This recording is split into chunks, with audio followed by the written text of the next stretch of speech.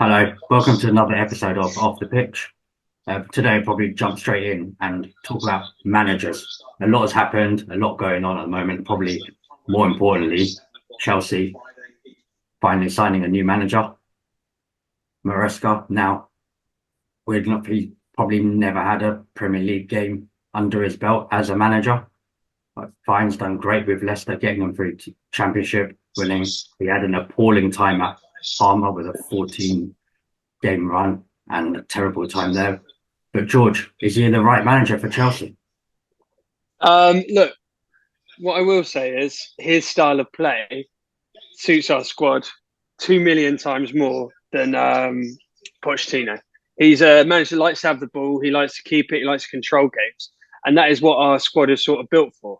It's got players in there who want to play on the ball. They don't want chaos football, which is Pochettino. I mean, I said the whole time under Poch, the structure just did not suit our midfield at all. If you can make Caicedo and Enzo look average, I think you don't know at all what you're doing as a manager. Potter made Enzo looked fantastic when he was there for 30 games. Yeah, He did. but and Enzo looked amazing. But then Poch comes in, and Enzo looks bang average. It's like that doesn't. Enzo's too good to look like that. And I think, look, I mean, he's not proven, right? It's a risk. He obviously they've gone for him because he's a Pep pupil. He's been under Pep for X amount of years. He was head of the development squad at City, so he's actually coached a few of the Chelsea players like Palmer, Lavia. That centre back was signed from Tosin Adebayara, how you say it, from Fulham. So he knows a few of the players. But look, Is that I enough? I don't know. Well, I don't know. I Arteta's mean, done well. Arteta's done well from being under Pep as well. yeah, But could he be but he liquid? needed time. Look, I mean, you've just got to judge him when the season starts. I'm going to get behind him. I think all Chelsea fans should get behind him. I mean, a lot of my mates who are Chelsea fans aren't so keen on. It's really split. Some are like they see that it is an appropriate manager for the squad, and I think what Chelsea want as a manager is a coach. They want him to coach the squad.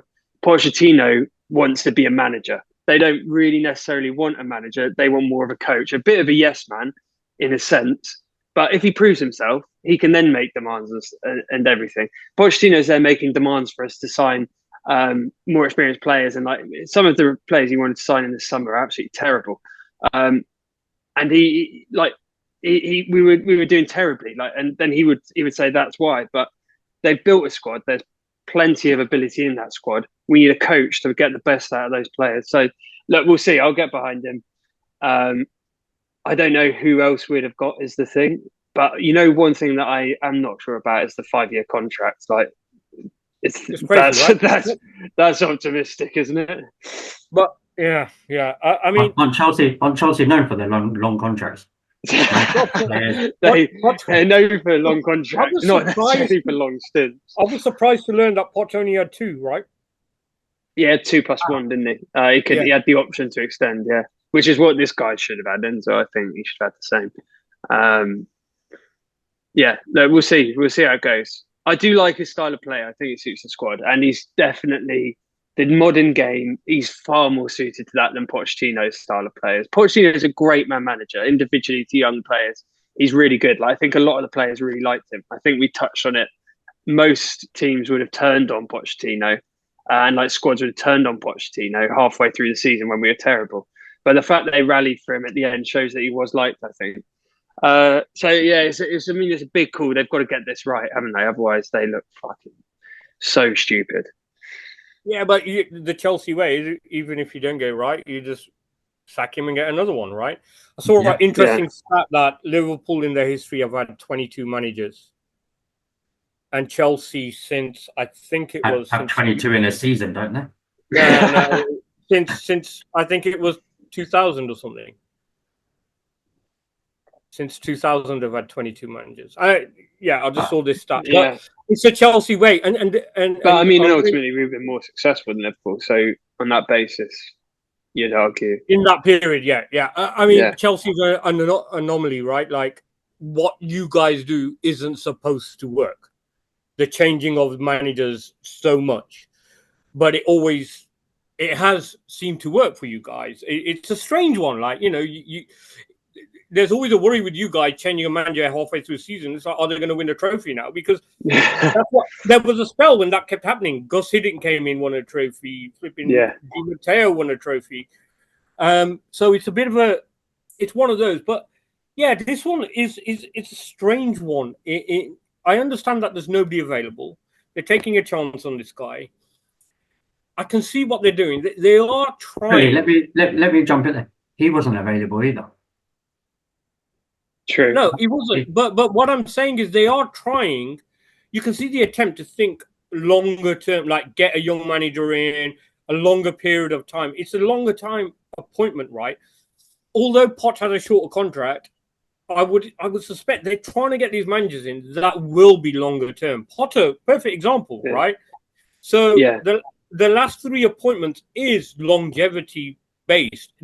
I think Potter was. I think Pochettino was always in the back of their mind a temporary signing to improve the young players for that season, and then give them to a coach who's going to be able to craft them to play. Because I think the whole narrative is they want to play this controlling football like Arsenal do, like City do. They don't want to be having the 4-3s against United, for example, where it's just chaos for 90 minutes. So I think that's what it's behind. And if that is true, then back him.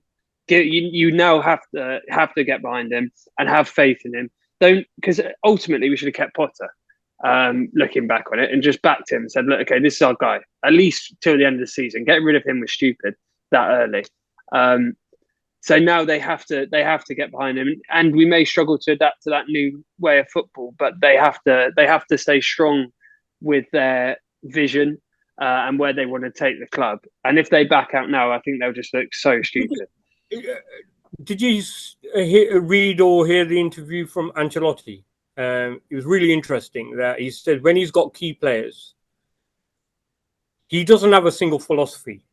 When he has key players, he builds his team around those key players. And if I'm honest, I think coming into Chelsea with the philosophy, you guys have got some really strong players. Caicedo and Enzo, right? Those two are a fantastic base for you there. You've forgotten the main man. Main man, yeah. Well, that's playing ahead, right? But as a base, I get what you're saying. Yeah.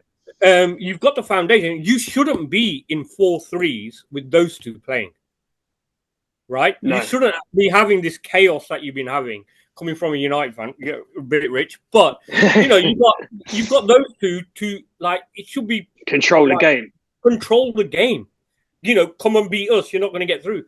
So that's what was strange. But this guy, it'll be interesting. Like the thing with Leicester is you expected him to win the title with Leicester, and they were getting quite close to blowing it. That's the only thing. Like if they had a few more games, there's a chance they could have blown it. So it'll be interesting. Yeah. You know, it'll be interesting to see. I mean, the Leicester fans are a bit mixed. I think I've seen some that are gutted this evening, and I've seen some that he was good, but we had the squad that should have got promoted anyway. We started well, then tailed off, and then they actually did a bit better right at the very end again. They started putting a few results together, but it is a bit mixed. And I think like with Ancelotti, I mean that Real Madrid squad. I mean, it's just ridiculous. They are an anomaly of a squad. Like man for man, their squad is better than even City. So I would argue, but I think with the modern game. Look at that Dortmund team, for example. Man for man, they shouldn't be getting to the Champions League final. No, they shouldn't be. But they were but they were so well coached as well that they could get there. Look at Leverkusen. They should not win the Bundesliga over Bayern Munich, but they're so well coached that they can get that far. And I think the Premier League is so competitive and so tactical. You can't rely week in, week out on your star men to win your games like you used to when you had your Lampard, Drogba's, etc. You need a structure and an organised system to win every game. You're right. Does that leave the door open for Potter to go to Leicester? Well, he's come out allegedly. He's come out and he doesn't think he's a Leicester level manager now. He wants a team in Europe level, or at least with a chance of Europe, which I think the teams with a chance of Europe, I think, is a fair shout. I don't think he'll get top 4 or anything like that. But I think a team where is competitive to get into Europe is fair. But this is the other thing about the Premier League. I think there's a number of teams that are competitive. But who would you think? Like West Ham have got a new manager, Lopetegui. He's a decent manager, so they're going to be in it. Brighton's the one, isn't it? Brighton is kind of. I wouldn't blame him going back there. He had a great time there, really, didn't he? Yeah.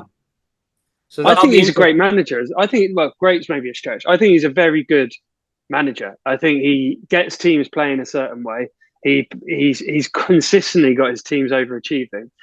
He obviously had a horrible time at Chelsea. Like, really struggled, and I felt for him because I think he had a horrible situation there. They had to extend the training room. They had half the squad in a separate dressing room because there were too many players. He was managing a squad of like 30 players, which is impossible. So he had and loads of new faces through the door, all really young players. He had a really tough time of it at Chelsea. Too many moving pieces at the same time, right?